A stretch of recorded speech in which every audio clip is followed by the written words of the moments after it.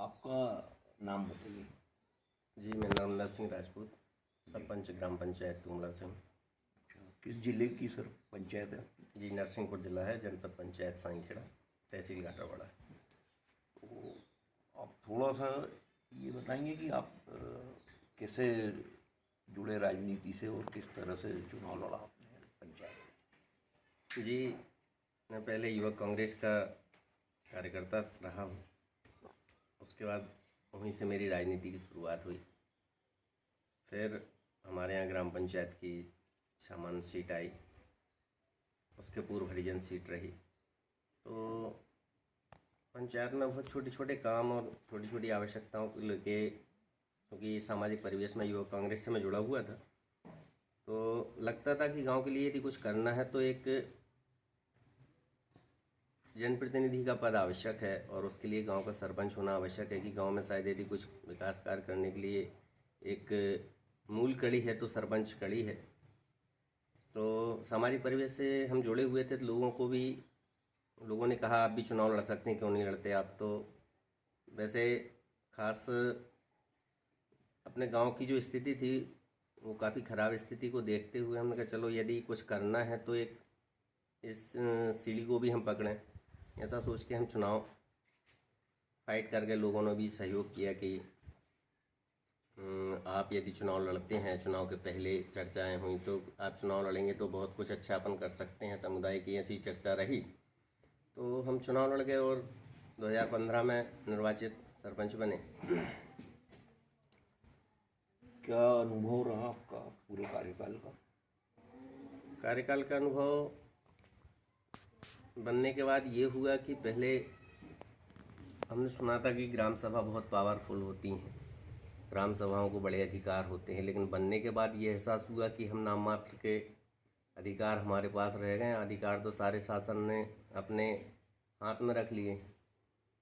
ग्राम सभा हम करने बैठे तो हमें एक एजेंडा मिलता है, एक पहले से ही राज्य शासन का पत्र मिलता है कि आपको इन इन विषयों पे ग्राम सभाएं करनी। पर विकास कार्य करने थे तो हमने अपने आप को किसी तरह उन्हीं एजेंडों में जोड़ के और अपने गांव की समस्याओं को उन्हीं में संकलित करते हुए अपने विकास कार्यों को अंजाम दिया। कोई ऐसा आपके पूरे कार्यकाल में जो ऐसा आपको लगा हो कि इस काम को करना बहुत ज़रूरी था और उस काम को आप अपने प्रयासों से कर सके, चाहे वो शिक्षा का हो, स्वास्थ्य का हो, रोजगार का हो, इनमें से कोई एक काम पे आप बताना चाहेंगे? जी, ये विकास को लेकर हमारे मन में ये सोच थी कि इंफ्रास्ट्रक्चर, बहुत सारे रोड, बिल्डिंग्स, हम सारी चीज़ें यदि कर देंगे तो जहाँ तक मेरा सोच था कि ये सर्वांगीण विकास नहीं। तो मेरा सोच था कि यदि शिक्षा का स्तर बहुत अच्छा होगा तो शायद सर्वांगीण विकास संभव है। लोग शिक्षित रहेंगे, रोजगार के लिए अवसर मिलेंगे उनको। शिक्षा का स्तर अच्छा होगा तो शायद सर्वांगीण विकास, सारे विकास कार्यों को लेते हुए शिक्षा यदि सुधर गई, शिक्षा का स्तर, तो सर्वांगीण विकास संभव है। उसके बगैर गांव का सर्वांगीण विकास हमें लगता था कि अधूरा रहेगा। बहुत सारे हम रोड भी बना दें, बिल्डिंग बना दें, सारी चीज़ें कर दें, और यदि शिक्षा अच्छी नहीं मिल पाई बच्चों को, बच्चे आगे का भविष्य हैं, तो शिक्षा को लेके हमने विशेष रूप से काम किया और ध्यान दिया। उसको लेके जब हम निर्वाचित हुए, सरपंच बने, तो शासकीय स्कूलों की स्थिति जैसी सब जगह होती है मध्य प्रदेश में, हमारे गांव की स्थिति भी वही थी। तो हमने समुदाय में चर्चा की कि हम अपने बच्चों को प्राइवेट स्कूलों में भेजते हैं, पढ़ाते हैं, 15 से 20 हज़ार रुपये खर्च करते हैं, जबकि हमारे गांव में हायर सेकेंडरी तक स्कूल है। काफ़ी तादाद में नाम मात्र के बच्चे शासकीय स्कूलों में पढ़ते थे और काफ़ी ज़्यादा संख्या में लोग प्राइवेट स्कूलों में जाते थे।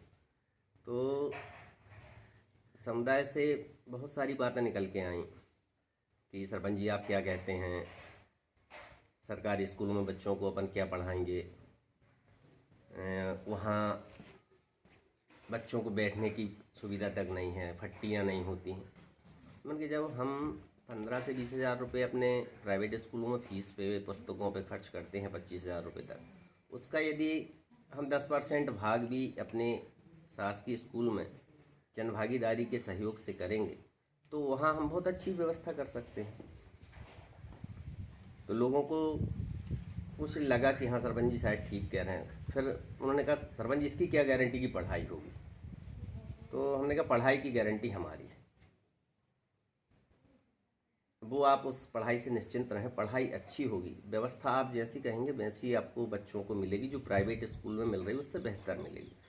तो लोगों ने विश्वास किया, समुदाय ने सहयोग किया, जन भागीदारी से हमने अपने स्कूल में जो लोगों से निकल के बातें आई कि ये कमी है वो कमी है, तो हमने पहले स्कूल की सारी कमियां पूरी की। यदि फट्टी की आवश्यकता है तो हमने चटाइयाँ अवेलेबल कराई, फट्टियाँ अवेलेबल कराई, फर्नीचर उपलब्ध कराया। चूँकि गवर्नमेंट स्कूल में ड्रेसेस तो होती हैं, प्राइवेट स्कूलों से बच्चे, हमने एक अभियान चलाया तो लगभग फर्स्ट ईयर में हमको 193 बच्चों का एनरोलमेंट मिला। हमने अपने बच्चे का नाम भी सरकारी स्कूल में दर्ज कराया। लोगों ने विश्वास किया कि जब सरपंच जी भी सरकारी स्कूल में पढ़ा रहे हैं तो उन्होंने भी सहयोग किया और पहली बार हमें 193 बच्चों का एनरोलमेंट मिला प्राइमरी स्कूल में। उसके बाद हमने स्कूल को भी डेवलप किया, समुदाय की भागीदारी रही, 193 नए बच्चे और बाकी पुराने बच्चे। तो फिर सबको हमने प्राइवेट स्कूलों से कंपेयर किया कि क्या लोग क्यों प्राइवेट की तरफ जा रहे हैं। तो जैसे जैसे जो बातें निकल के आई, हमने स्कूल में वो सारी सुविधाएं उपलब्ध कराना चालू की समुदाय की भागीदारी से। बच्चों को सॉक्स, जूते, टाई, बेल्ट। हमारा सरकारी स्कूल पूरा जैसे प्राइवेट स्कूलों में लोग बच्चे टाई, बेल्ट, ड्रेस लगा के जाते हैं, हमने गवर्नमेंट स्कूल में भी वो सारी सुविधाएं अवेलेबल कराई।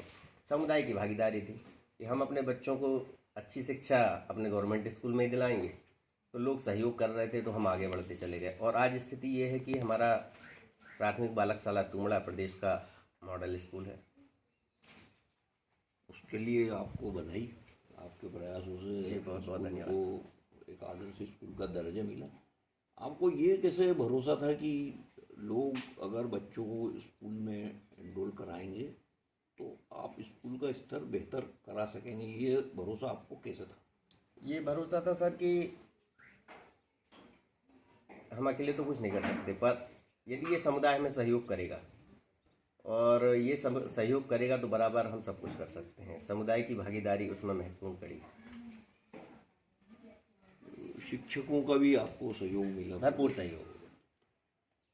ये आपको अंदर से कैसे प्रेरणा मिली, कहाँ से प्रेरणा मिली कि हम अपने सरकारी स्कूल को प्राइवेट स्कूलों से बेहतर स्थिति में ले जाएं? ये हमारे अंदर जो परिकल्पना थी कि हमारे गांव का सर्वांगीण विकास कैसे संभव है, ये एक प्रश्न था। तो वो प्रश्न जब मैं चिंतन करता तो लगता कि हम यदि सरपंच बन गए तो पूरे गांव की रोड बनवा देंगे, रोड बन गई, बिल्डिंग बनवा देंगे, बिल्डिंगें बन गई। और जब देखते कि बच्चों की पढ़ाई, जो गरीब बच्चे हैं वो पढ़ लिख नहीं पा रहे हैं, वो अपने खेलने कूदने में, और छोटे छोटे बच्चे जो मजदूर हैं उनके पालक यदि मजदूरी करने जा रहे हैं तो वो पीछे पीछे उनके खेत से चले जा रहे हैं। तो उनको एक जागृति देना थी। आज सभी गरीब परिवारों के बच्चे भी पढ़ रहे हैं स्कूल में और उनको भी बहुत खुशी है कि आज हमारे बच्चे शिक्षा प्राप्त कर रहे हैं और अच्छी गुणवत्तापूर्ण शिक्षा हमारे ही स्कूल से हमें मिल रही है। यानी आपको एक आत्म प्रेरणा से ही जी आपने शुरू हुआ। एक आखिरी प्रश्न है जी, जो आपकी तरह दूसरे जनप्रतिनिधि जी के लिए आपकी तरफ से क्या संदेश है? जी, यही संदेश है कि हम, ये तो जीवन ईश्वर के पास से हमें मिला है और इस जीवन में यदि कुछ अच्छे कार्य हम कर जाते हैं तो वो उपलब्धियां हमारे पीछे आने वाली पीढ़ियां हमें उन कार्यों को याद करके हमें याद करते हैं कि अच्छे कार्य फला व्यक्ति कर गए हैं, हम अपने काम से ही जाने जाएंगे। ये धन्यवाद और आगे के लिए शुभकामनाएं।